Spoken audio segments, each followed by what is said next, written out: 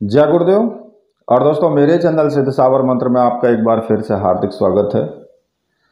और देखिए, आज की वीडियो में जो मैं आपके सामने बताऊंगा वो गुप्त नवरात्रि और साधना के विषय में मैं आपको बताऊंगा, क्योंकि 19 तारीख से गुप्त नवरात्रि शुरू हो जाएंगे।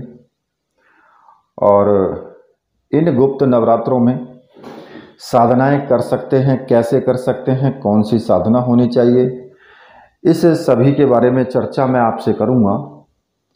और इस वीडियो को मैं बना रहा हूं आज, लेकिन काफ़ी लंबे टाइम के बाद, क्योंकि थोड़ा तबीयत खराब होने की वजह से वीडियो नहीं डाल पाए थे। और जितने भी मेरे शिष्य हैं जो वीडियो को देखते हैं, पूरा सुनते हैं, समझते हैं उसको, वो भी काफ़ी परेशान थे।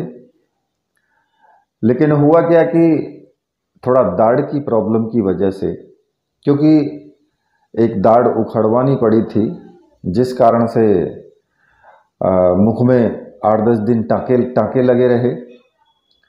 3-4 टाँके थे, क्योंकि वो थोड़ा जड़ की तरफ से टूट गई थी उखाड़ते टाइम, और उसमें फिर ऑपरेशन करना पड़ा था। अब टाँके लगने के बाद कुछ काफ़ी दिनों तक तो सूजन ही रहती है। खैर, सूजन तो उसमें अभी भी है, 20% सूजन अभी बची हुई है, लेकिन फिर भी मैं बोल सकता हूँ। अभी थोड़ा धीरे धीरे अभी मैं बोल सकता हूँ। अब इस बीच में बहुत से लोगों ने कमेंट किए, बहुत से लोगों ने कुछ बातें की। अब मैं बोल तो सकता नहीं था, लेकिन लोग कह रहे थे कि गुरुजी ज़रा व्हाट्सएप में आप बोल के बताइए। अब भाई बोलूं कैसे, बोलना तो मुश्किल था, तो ऐसे में लिख करके ही उन्हें देना पड़ा। लेकिन और कुछ लोग भगवान से दुआ भी कर रहे थे कि जल्दी ठीक हो जाए। और कुछ लोगों ने कहा भी कि गुरुजी, आप तो इतनी सिद्धियां और इतने सब पूजा पाठ आप करते हैं, फिर आपके साथ ऐसा क्यों? मुझे हंसी तो आई, पर लेकिन अब क्या करूं, कुछ बोल नहीं सकता हूं उनको। क्यों नहीं बोल सकता हूं? क्योंकि बोलना ही बस की नहीं था। लेकिन ऐसे में अंदरूनी हंसी इसलिए आई कि भाई देखो, ये संसार है, जीवन है। इस संसार में सभी लोग जी रहे हैं, किसी को कुछ दुख है, किसी को कुछ दुख है, और ये सभी अपने अपने कर्मों का फल है। आप पूजा पाठ करते हो, ठीक है, आप भगवान का नाम लेते हो, अच्छी बात है, लेकिन जो आपने कर्म किए हैं ना, उनका दंड तो आपको भोगना ही पड़ेगा। वो कट नहीं सकता है। हाँ, इतना जरूर है कि जहां आपकी नाड़ कटनी है, यानी जहां आपकी गर्दन कटनी है, वहां आपको सिर्फ कांटा लग जाएगा। इतना फर्क हो सकता है। बाकी हो सकता है कि इससे भी बड़ा कुछ और हो सकता, जिससे कि मेरी दाढ़ पे ही रह गया। क्योंकि मैंने आपको कितनी बार बताया है कि इस जन्म के कर्म और पिछले जन्मों के कर्म सबका भुगतान करना पड़ता है। अब हो सकता है कि इस जन्म में ना किए हों, पिछले जन्म में कुछ बुरे कर्म किए होंगे हमने भी, तो जिनका दंड हमें यहाँ पर मिलेगा ही मिलेगा। वो अलग बात है कि कहीं नाड़ कटनी होगी तो कहीं एक छोटा सा ऑपरेशन होके काम हो जाएगा, मतलब कि भगवान की पूजा करने से। और दूसरा कि भाई अगर मतलब कि मैंने अगर कुछ किए हैं पिछले जन्मों में, तो उनका दंड तो भोगना तो पड़ेगा ही ना। ये तो जरूरी नहीं है मैं हूं चाहे आप हो, वो तो सभी को भोगना है। जरूरी नहीं है कि भाई कोई बहुत बड़ी पूजा तपस्या करता है तो उसको कोई भी रोग ना हो, या उसको कोई बीमारी ना हो, या वो कहीं डॉक्टर के पास ना जाए, या दवाई ना ले। क्योंकि अगर ऐसा होता तो फिर दवाइयां ही नहीं होती, आयुर्वेद ही नहीं होता जो शुरुआत से है। प्राचीन काल से आयुर्वेद। फिर आयुर्वेद क्यों था? क्योंकि बीमारियां होनी थी, प्रभु को पता था, भगवान को सब मालूम है। कि चाहे कोई कितना भी बड़ा भक्त हो, बीमारियां तब भी होंगी होंगी, तो फिर वो उनका इलाज कैसे होगा? कुछ दवा से होगा, कुछ दुआ से होगा, ये होता है। खैर, मुझे उस वक्त हंसी तो आई थी, पर लेकिन अब क्या कर सकता हूँ भाई, बोल भी नहीं सकता हूँ उनसे। और कुछ लोगों को तो एक ने मेरे पास कमेंट किया था कि गुरुजी लगता है आप बूढ़े हैं। अब मुझे हंसी भी आई, भाई क्या करूं, क्यों? क्योंकि उसने बात ही ऐसी की। अरे भाई, आपको बूढ़े से जवान से क्या लेना देना है? आपको सिर्फ ज्ञान से मतलब है। कर दाढ़ या दांत उखड़ जाता है तो वो व्यक्ति बूढ़ा हो जाता है। जवानों के दांत दाढ़ नहीं उखड़ते, या जो थोड़ा मध्यम रेंज में हैं, क्या उनके दाढ़ दांत नहीं उखड़ते हैं? उनके भी उखड़ते हैं। आजकल बच्चों के ऑपरेशन हो रहे हैं, तो अब क्या कर सकते हो उस चीज में। खैर, चलिए, आपकी भावनाएं बहुत अच्छी थी कि वास्तव में मैं सोचता हूं कि ये चैनल बना करके और आप लोगों के साथ जुड़ करके मुझे भी खुशी मिलती है, और शिष्य वही जो गुरु के दुख में दुखी और गुरु के सुख में सुखी। खैर, यहाँ पर मैं आपको एक बात और बता देता हूँ कि एक चैनल है, उसका नाम है XYZ कहानी। जिन लोगों को कहानियाँ बहुत ज़्यादा पसंद हैं, चाहे वो आध्यात्मिक से जुड़ी हुई हों या फिर भूत प्रेतों से जुड़ी हुई हों या फिर सस्पेंस से जुड़ी हुई, या फिर दादा दादी नाना नानी इन सब की कहानियाँ, मतलब कि मेरा कहने का सीधा सा मतलब है, किसी भी प्रकार की कहानी उनको सुनने के लिए आप इस चैनल XYZ कहानी चैनल को आप सब्सक्राइब कर सकते हैं और वहाँ पर कहानी आप सुन सकते हैं। और किसी दूसरे का चैनल नहीं है, आपका अपना ही चैनल है, ठीक है। हालांकि उस पर भी मुझे वीडियो डाली हुए बहुत दिन हो गए।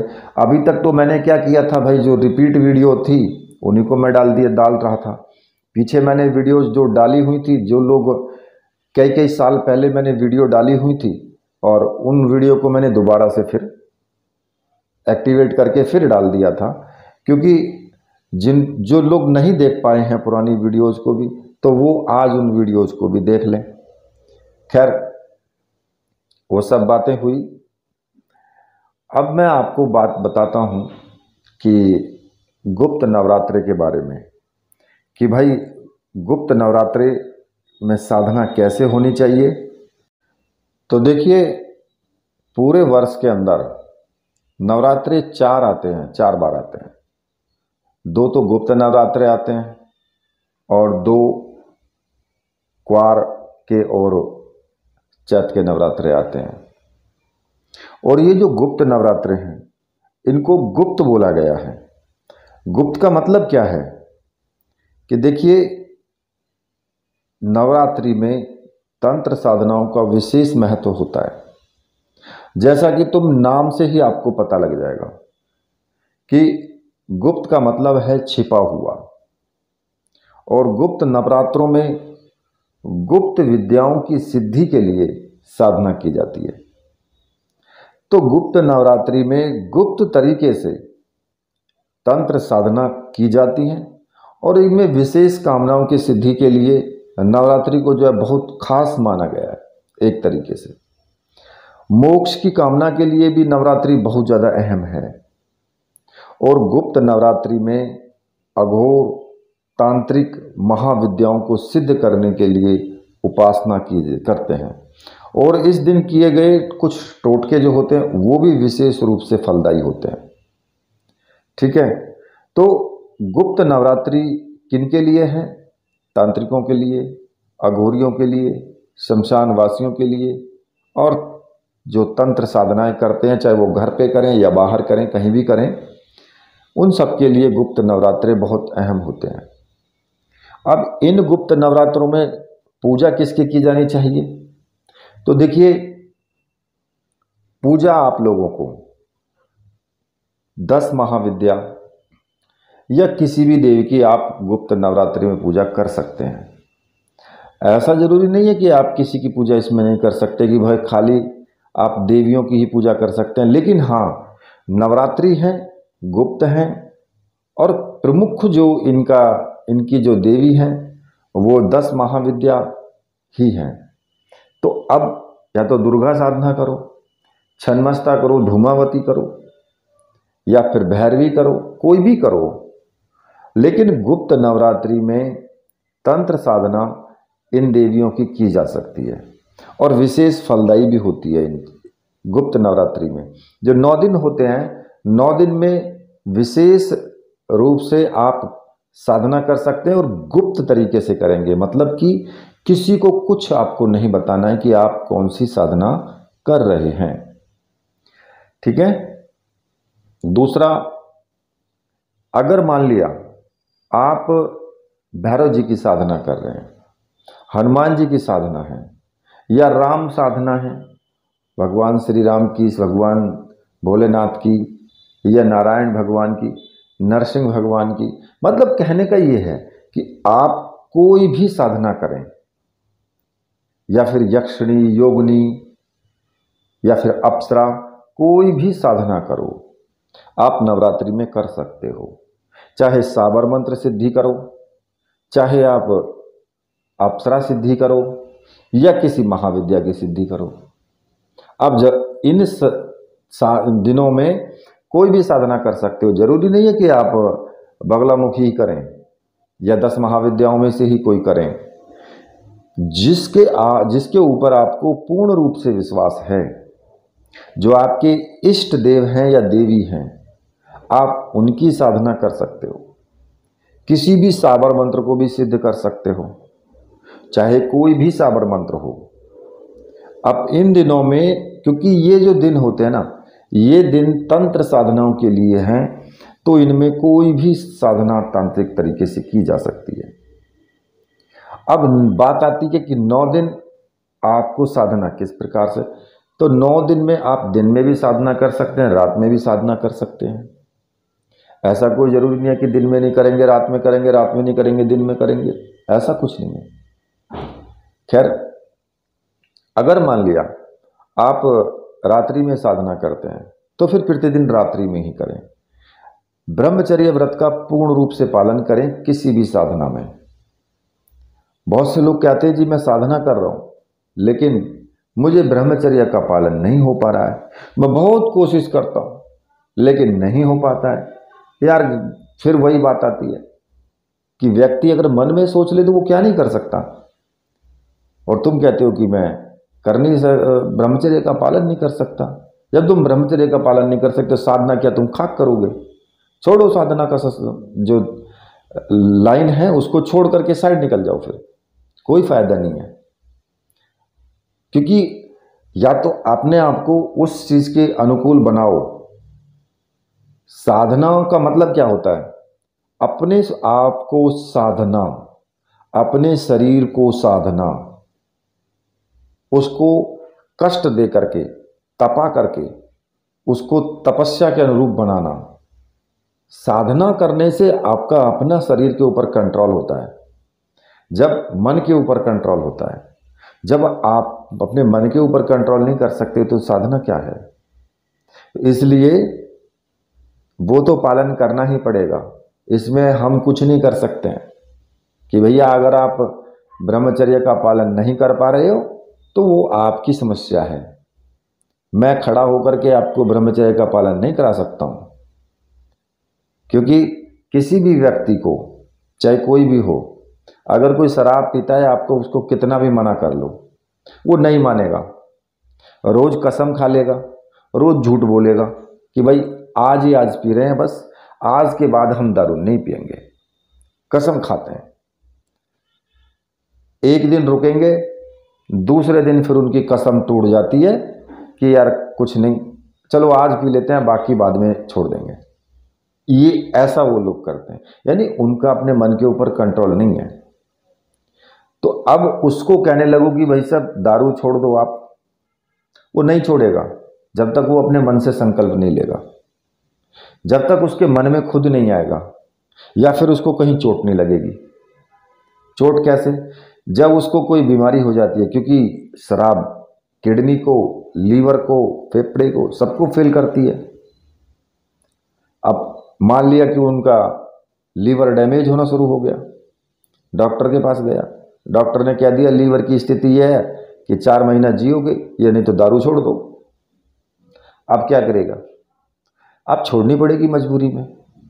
तब कहाँ चला जाता है उसकी सारी समस्याएं, तब छोड़ देता है। यानी जब सर पर जूता पड़ता है तब छोड़ता है वो, ऐसे नहीं छोड़ता कोई भी। तो इसलिए अपना कंट्रोल मन पे करोगे तो सब कुछ होगा। ऐसा नहीं है कुछ नहीं कर सकते हो। बहुत से लोग कहते हैं जी गुरुजी एक ही कमरा है मेरे पास में, और साधना में तो आपने बोला है कि जी एकांत कमरे में साधना करो। अब आप मुझे इसका उपाय बताओ कि मैं क्या करूं।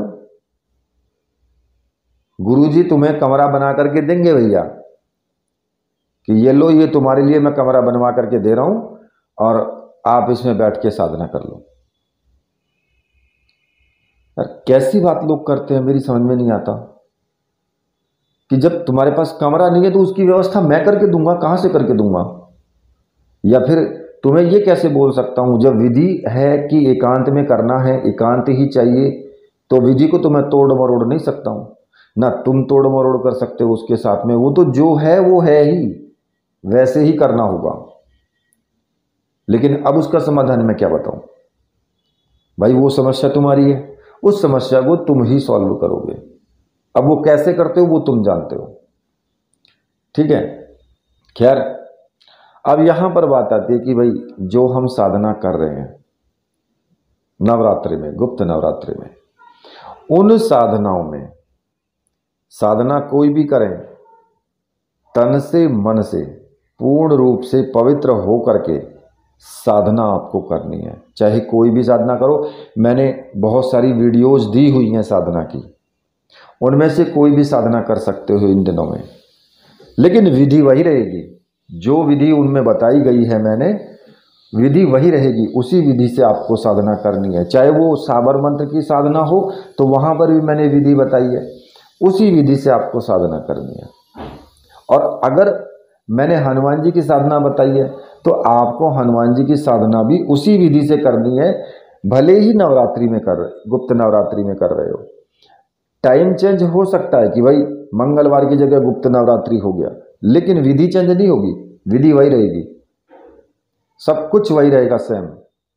मंत्र जाप की संख्या कम या ज्यादा कर सकते हो, कि मान लिया कि मैंने साधना में बताया कि आप 11 माला मंत्र जाप करो, तो जरूरी नहीं है कि आप 11 करो, आप 51 भी कर सकते हो, क्योंकि यहां आपको 9 दिन की साधना रहेगी आपकी, और वहां 21 दिन की साधना होगी।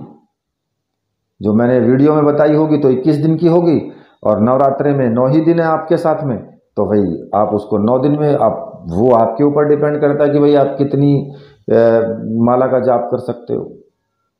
बढ़ा सकते हो उसको कि मैं 51 माला का करूंगा, और 9 दिन अगर आप 51 माला का जाप रोज करते हो तो काफ़ी अच्छी साधना हो जाएगी आपकी। अब 51 माला का आप सावर मंत्र का जाप तो नहीं कर सकते हो, क्योंकि सावर मंत्र थोड़ा बड़े होते हैं, टाइम लगता है उनमें। तो आप ऐसा कर सकते हैं कि मान लिया मैंने वहाँ पर आपको 1 माला या 10 माला बताया है, तो भाई आप 5 माला कर लो, 21 माला कर लो। ज़्यादा बड़ा मंत्र है तो 5 माला कर लो, 2 माला कर लो, उस तरीके से कर सकते हो। हवन भी कर सकते हो, नवरात्रे हैं तो हवन भी कर सकते हो। अगर आप साधनाएं नहीं कर रहे हो, आप पूजा उपासना कर रहे हो केवल, और पूजा उपासना के साथ अपने किसी भी मंत्र का आप हवन भी कर सकते हो। मतलब ऐसा जरूरी नहीं है कि आप देवी का ही करोगे। अगर गुप्त नवरात्रि हैं तो किसी भी देव देवी देवता, किसी का भी आप मंत्र जाप, हवन, पूजा, जप, तप, ध्यान कुछ भी कर सकते हो। ये क्या होता है कि ये दिन होते हैं शुभ, जिनको बोलते हैं शुभ कल्याणकारी दिन होते हैं। तो इसलिए ये सबके लिए हैं। कोई ज़रूरी नहीं है कि केवल नवरात्रि लिख दिया तो माता के लिए ही है, ऐसा कोई ज़रूरी नहीं है। हाँ, इतनी बात ज़रूर है कि नवरात्रि नवदुर्गा दिन उसी के हैं, तो अगर लोग उसी की साधना करते हैं तो ज़्यादा अच्छी बात है। क्योंकि बहुत से लोगों की इष्ट देवी बगलामुखी है, किसी की छन्नमस्ता है, किसी की कमला रानी है। तो ऐसी स्थिति में वो चाहेंगे कि मैं माता का ही जाप मंत्र जाप करूं, तो उनको करना भी चाहिए माता का ही। कोई दुर्गा का मंत्र जाप करना चाहता है तो दुर्गा का भी कर सकते हो। ओम रीम दुम दुर्गाय नमः, इसका भी जाप कर सकते हो, ये भी मंत्र है दुर्गा का। साधना मैंने दी हुई है वीडियो में। जिन लोगों ने सामग्री मंगा चुके हैं वो उनसे साधना शुरू कर सकते हैं। जिन लोगों ने सामग्री मंगाई है वो नवरात्रि में 19 तारीख से कोई भी साधना कर सकते हैं, जो भी साधना की सामग्री उन्होंने मंगाई है। नवारण मंत्र का भी जाप कर सकते हैं, दुर्गा सप्तशती भी कर सकते हैं। अब बात आती है कि कैसे करें। अरे भाई, जैसे आपकी मर्जी आए वैसे करो। आप समझ गए होंगे कि मेरे कहने का मतलब, ना तो मैं गुस्से में कह रहा हूं, बड़े प्यार से कह रहा हूं और सही कह रहा हूं। साधना जैसे आप कर सकते हो, जिस तरीके से आप कर सकते हो, आप अपने मान से, भाव से, जो भी तरीके से आप साधना कर सकते हो साधना करो। ये जरूरी नहीं है कि आप ऐसे करो वैसे करो, फूल बन गया दीपक में और माला गोदी में लटक गई, माला उसमें रखें, गौमुखी में रखें या बाहर रखें, या फिर हाथ चादर के बाहर निकालें या फिर अंदर करें हाथ। ये सब बेकार की बातें हैं। मैं इन चीज़ों में कोई विश्वास नहीं रखता हूं। ये सिर्फ भ्रमित करने वाली बात है। साधना के रास्ते से आप भ्रमित होंगे अगर इन चीज़ों को सोचेंगे। आपको केवल और केवल माता का ध्यान करना है या देव का ध्यान करना है, जिसकी आप साधना कर रहे हो, बस भाव के साथ साधना करनी है। सब चीज़ों से ध्यान हटा दो, केवल और केवल उसी पर ध्यान होना चाहिए। बस जो हो रहा है उसको होने दो। तो यहां आप इस प्रकार से गुप्त नवरात्रि में कोई भी साधना कर सकते हो। फर्क सिर्फ इतना है कि जो भी साधना करो वो तरीके से, नियम से, हर प्रकार से सात्विक रहते हुए, सात्विक भोजन करते हुए ये साधना आपको करनी है। चाहे कोई भी साधना करो। इन दिनों में आप रक्षा मंत्र भी सिद्ध कर सकते हो। अगर किसी के ऊपर भूत प्रेत पिशाच का साया है तो उसके लिए भी आप रक्षा मंत्र सिद्ध कर सकते हो। अगर किसी के ऊपर कोई तांत्रिक प्रयोग किया गया है तो उसके लिए भी आप प्रयोग कर सकते हो। अब लोग क्या करते हैं, गुरुजी मैसेज कर दिया, गुरुजी मैं ये साधना करना चाहता हूँ। ठीक है भाई, चैनल पर जाओ, वहाँ पर सर्च करके आप देख लो वीडियो कि आपको कैसे कौन सी साधना करनी है। नहीं गुरुजी आप वीडियो दे दो हमें, क्या कौन सी साधना करें। अरे भाई, तुम्हारी भी तो कोई इच्छा है, क्योंकि मेरे पास में थोड़ा टाइम की कमी होती है, तो इसलिए मैं बोल देता हूँ कि भाई आप सर्च कर लो और फिर मुझे उसको लिंक भेज दो और मैं आपको बता दूंगा कि आपको ये करनी है या नहीं करनी है। अगर मुझे सही लगेगा तो मैं उसी को रेडी कर दूंगा, अगर नहीं लगेगा तो मैं फिर निकाल करके आपको भेज दूंगा। लेकिन मुझे भी तो लगे कि हाँ आप करना चाहते हैं। कुछ लोग तो मटर गश्ती करने के लिए मैसेज करते हैं। अभी आपने किसी और साधना के बारे में पूछा, थोड़ी देर बाद अगले दिन पता लगा किसी और साधना को पूछना चाह रहे हैं, अगले दिन पता लगा किसी और साधना को, लंबी लाइन भरी पड़ी है। क्या करें, साधना कोई नहीं करनी उनको, सिर्फ उनको बक बक करनी है बस, और कुछ नहीं। अब ऐसी स्थिति में मुझे टाइम लगता है, क्योंकि मान लिया मैंने इतनी मेहनत से आपको वीडियो खोज करके आपको वीडियो भेजी कि इसे देखो, ये साधना करो, लेकिन आपको मिनट नहीं लगी और पलटते हुए फटाफट आप अगले दिन कुछ और पूछोगे, अगले दिन फिर कुछ और पूछोगे, किसी और व्यक्ति के चैनल पर देख करके आओगे, कान मेरे खाओगे कि जी गुरु जी ये कैसे हुआ। अरे भैया उसी से पूछ लो यार जिसका चैनल देख रहे हो। अब ऐसी स्थिति में भी खैर देखिए हर प्रकार के लोग होते हैं, उनको क्या बोल सकते हैं। खैर चलिए, मैंने आपको इस बारे में थोड़ा निर्देश दे दिया है। अब क्योंकि मुझे बोलते हुए 20 से 25 मिनट हो गए हैं, अब हल्का हल्का मुझे अपना थोड़ा महसूस होने लगा है कि मुझे अब बोलना बंद कर देना चाहिए, क्योंकि आगे फिर दिक्कत हो तो कोई उसमें ज़्यादा बड़ी बात हो जाएगी। तो इसलिए अब मैं वीडियो को यहीं पर बंद कर देता हूँ। और जिन भाइयों को अच्छा लगा है वो ज़रूर इसको आप इस पर अमल ज़रूर करना जो मैंने आपको बताया है, ठीक है। तो मेरे साथ बोलिए, बोलिए वीर बजरंगबली हनुमान जी महाराज की जय। बोलिए मेरे परमहंस गुरुदेव की जय।